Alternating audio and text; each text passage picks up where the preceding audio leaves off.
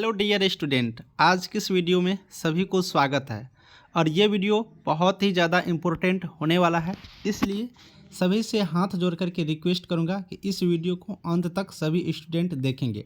मैं इसलिए बोल रहा हूँ कि इस वीडियो को अंत तक देखने, क्योंकि ये बिहार गजट में आपको प्रकाशित कर दिया गया है। एएनएम का जो नई नियमावली आया हुआ है, इस नई नियमावली के तहत क्या कुछ होने वाला है, क्या कुछ फ़ायदा होने वाला है, अब क्या करेंगे आगे हम लोग, सब कुछ इस नया नियमावली में लिखा गया है। 10 फरवरी 2025 के डेट में यहाँ पर देख सकते हैं, ये सब कुछ रिलीज हो चुका है, प्रकाशित हो चुका है। तो हम सभी से रिक्वेस्ट पुनः करेंगे कि हर एक पॉइंट को समझते जाइएगा और आप लोग के लिए बहुत ही फ़ायदा होने वाला है। सबसे पहले मैं आपको जाने से पहले, देखने से पहले, मैं अपना मोबाइल नंबर 8789694229 ये व्हाट्सअप नंबर है, इसे आप लोग ज़रूर से ज़रूर लिख लें। ये लिख करके व्हाट्सअप पर आप अगर अभी तक आधार से डॉक्यूमेंट लिंक नहीं करवाए हैं, जिसे हम लोग NRTS कहते हैं, तो ज़रूर से ज़रूर करवा लें। जो लोग करवा चुके हैं, अभी तक आपका कार्ड आया कि नहीं, आपका फॉर्म रिजेक्ट तो कहीं नहीं हुआ, इसके रिगार्डिंग आप लोग चेक भी करवा सकते हैं। ठीक है, तो चेक भी करवा सकते हैं। तो इस व्हाट्सअप नंबर पर मैसेज करके आधार से डॉक्यूमेंट को लिंक या फिर चेक करवा लें, क्योंकि नई नियमावली जो आया हुआ है, बिल्कुल रूप से आप लोग आगे जो नौकरी लेंगे उसमें आपको काम आने वाली है। ठीक है, चलिए हम आगे बातचीत करते हैं नियमावली पर। चलिए हर एक पॉइंट को देखेंगे। 10 फरवरी 2025 के डेट में ये रिलीज हुआ है, अधिसूचना आप लोग देख सकते हैं। इसमें जो यहाँ पर बात किया गया है, तो यह बताया गया है, मूल पॉइंट को देखिए जो आपके लिए ज़रूरी है। संक्षिप्त नाम, यह नियमावली बिहार महिला स्वास्थ्य कार्यकर्ता ऑक्सिलरी नर्स मिडवाइफ संवर्ग, यानी कि यहाँ पर एएनएम के लिए ये नया नियमावली बनाया गया है, आप लोग देख सकते हैं। ठीक है, ये नया नियमावली 2025 कही जाएगी, यानी कि अब जो नया नियमावली आया है ये 2025 वाला नया नियमावली कहे जाएंगे। अब 2025 वाला कहा गया, तो इससे पिछले जो भी नियमावली था दोनों को निरसित कर दिया गया है। अब हम लोग आगे चलते हैं। इस नियमावली में जो इम्पोर्टेंट है वो आप लोग देखिएगा। इसमें जो इम्पोर्टेंट है, ये क्या इम्पोर्टेंट है, तो भर्ती प्रक्रिया, यानी कि आपकी जो नौकरी होगा उसके रिगार्डिंग आप लोग देखिए।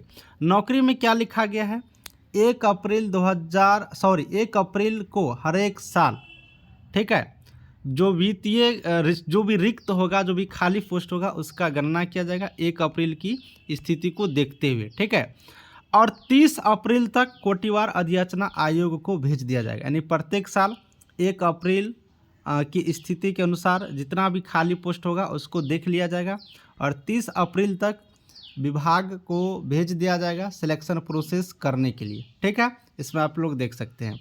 इसमें जो यहाँ पर प्रक्रिया है वो प्रतियोगिता परीक्षा के आधार पर होगा। प्रतियोगिता परीक्षा मतलब एग्ज़ाम देकर के, कंपटीशन एग्ज़ाम देकर के आपकी सिलेक्शन होना है। 75 अंक की एग्ज़ाम होगा। 75 अंक की एग्ज़ाम कहने का मतलब आपके परीक्षा में 100 प्रश्न पूछे जाएंगे। ठीक है, 100 प्रश्न पूछे जाएंगे, तो इसका 75% आप लोग को अंक गिनती किए जाएंगे। ठीक है ना, 75% अंक आपको गिनती किए जाएंगे। इसका एग्जाम्पल हम आपको दिखाएंगे। मान लो कोई स्टूडेंट 100 अंकों की परीक्षा में 40 अंक प्राप्त करते हैं। ठीक है, 100 अंकों की परीक्षा में 40 अंक प्राप्त करते हैं, तो अब इस स्टूडेंट को क्या होगा, 40 अंक का 75 यानी पॉइंट 75 से क्या करिएगा, गुना कर दीजिएगा, तो आपको आ जाएगा 3 पे 0 30, है ना। तो ये 30 अंक ये आपको मेरिट लिस्ट के लिए, जो आपका रिजल्ट बनेगा, मेरिट बनेगा, इस मेरिट लिस्ट के लिए आपको जोड़े जाएंगे 30 अंक। यानी आप 100 अंकों की परीक्षा देंगे, लेकिन उस परीक्षा में जितना भी मार्क आएगा, 30 आए, 40 आए, 50 आए, उसमें पॉइंट 75 से गुना कर दीजिएगा। गुना करने के बाद जितने अंक आपको मिलेगा वो आपको मेरिट लिस्ट में काम आएगा, उस आधार पर मेरिट लिस्ट बनेगा। ये तो हो गया 75 अंक की खेला। और ये 25 अंक क्या है, एक्सपीरियंस के आधार पर, यानी 1 साल के लिए 5 अंक दिए जाएंगे और अधिकतम 5 साल तक दिए जाएंगे, तो 25 अंक आपको यहाँ से मिलने वाला है अधिकतम। कोई स्टूडेंट अगर 2 साल जॉब किए होंगे तो उसे 10 अंक मिलेगा, कोई अगर 3 साल किए होंगे तो उसे 15 अंक मिलेगा। तो ये चीज़ यहाँ पर बताया गया। ये किस स्टूडेंट को मिलेगा? तो जो बिहार सरकार के सरकारी हॉस्पिटल में, ठीक है ना, सरकारी हॉस्पिटल में जो नौकरी कर रहे हैं संविदा पर, कॉन्ट्रैक्ट पर, उन्हीं स्टूडेंटों को मिलने वाला है। तो इस चीज़ से आप लोग क्लियर हो गए। अभी आप लोग हल्ला सुन रहे थे, देख रहे थे कि सभी संविदा कर्मी को परमानेंट कर दिया जाएगा।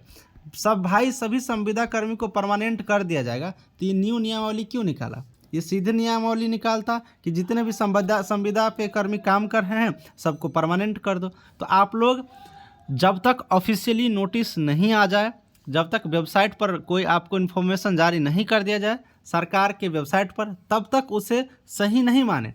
पेपर में, न्यूज में कोई भी चीज़ कंफर्म सही होगा इसकी पूरी गारंटी नहीं रहता है। इसलिए मंत्री लोग हैं अपने हिसाब से सारा बयान जारी करते हैं, लेकिन जो भी मान्य होगा वो नई नियमावली कैबिनेट से पास होने के बाद ही। तो इस चीज़ को आप लोग ध्यान रखें, ठीक है। तो नई नियमावली के अकॉर्डिंग परीक्षा होगा।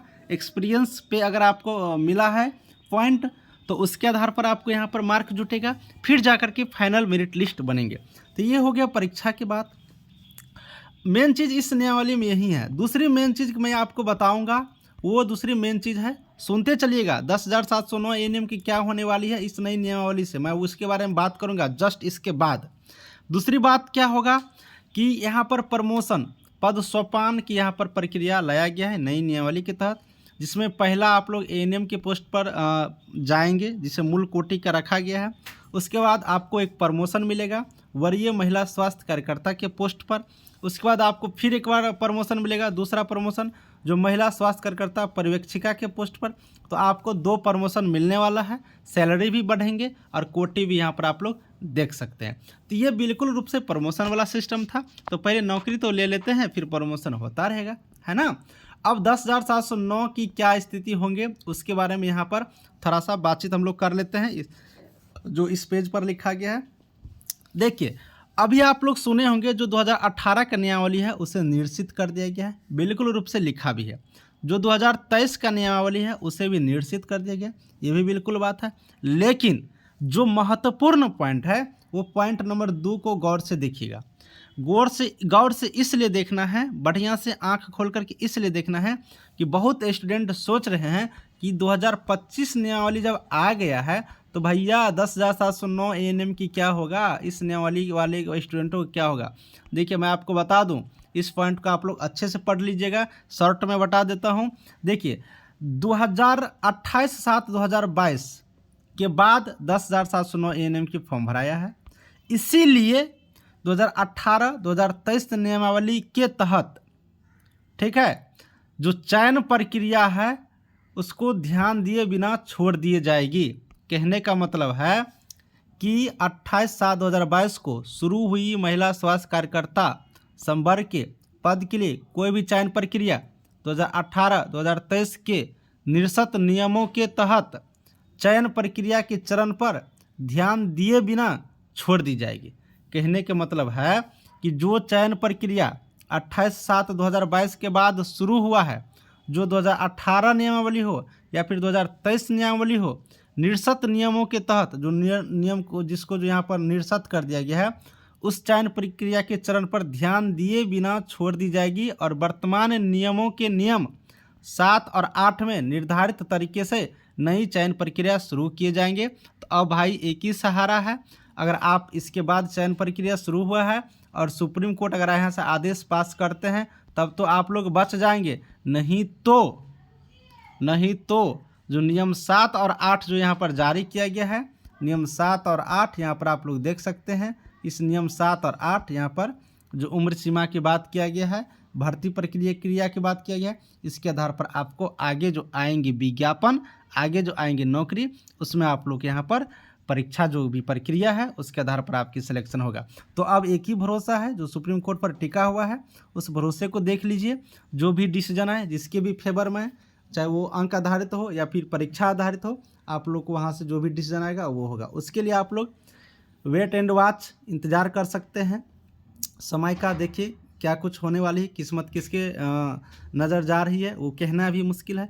तो अब मैं आपको अपने तरफ से एक बात बोलूँगा, सब दिन बोलता हूँ, भैया पढ़ाई तो करनी होगी, चाहे आप रो के करो या हंस के करो, पढ़ाई तो करनी होगी।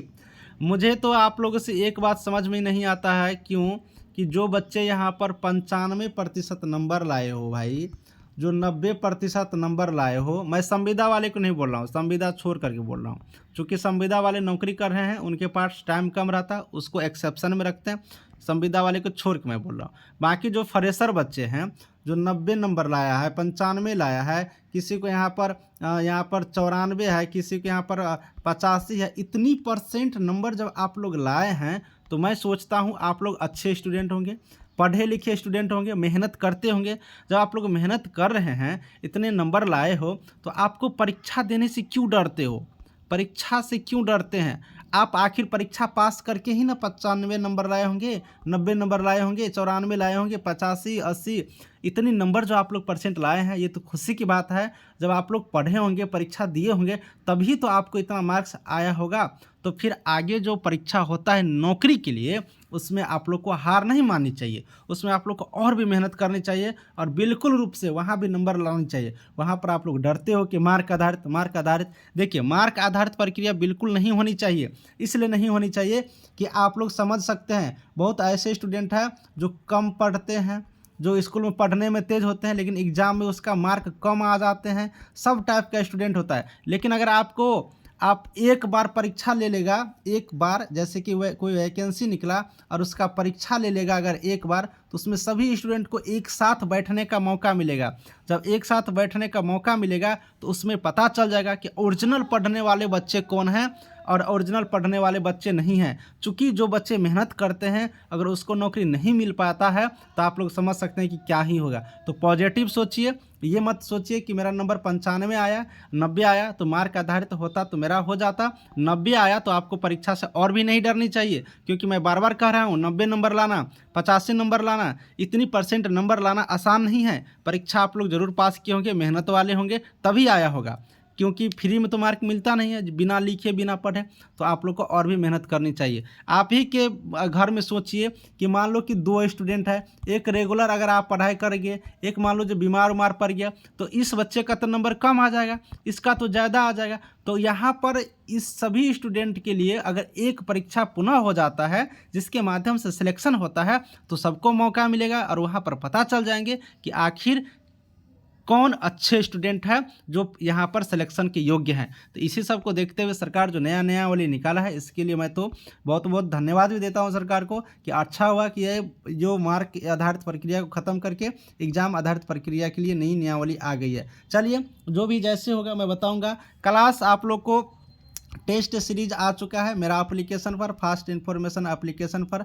आप लोग पढ़ना चाहते हैं तो वहाँ से देखिएगा। वैसे मेरा नंबर आप लोग देख लिए हैं 8789694229, सब कुछ होने वाली है। क्लास वगैरह शुरू करेंगे, आप लोग अच्छे से पढ़िएगा। जिनको पढ़ने में मन लगता है, जिनको मेरे यहाँ बिलीव है, रिजल्ट हुआ है, रिजल्ट की तो मैं बात ही नहीं करता हूँ, क्योंकि रिजल्ट तो मेरे यहाँ से होना ही होना है, हर बार होता है, हमेशा होता रहेगा, इसकी गारंटी है। मैं कम टाइम के लिए पढ़ाने के लिए आऊँगा, लेकिन बेस्ट पढ़ाऊँगा, रिजल्ट वाली बातें बताऊँगा, आपकी रिजल्ट की गारंटी रहेगी, निश्चिंत रहिए। ठीक है, बस आप लोग पढ़ते रहिए। सभी को थैंक यू।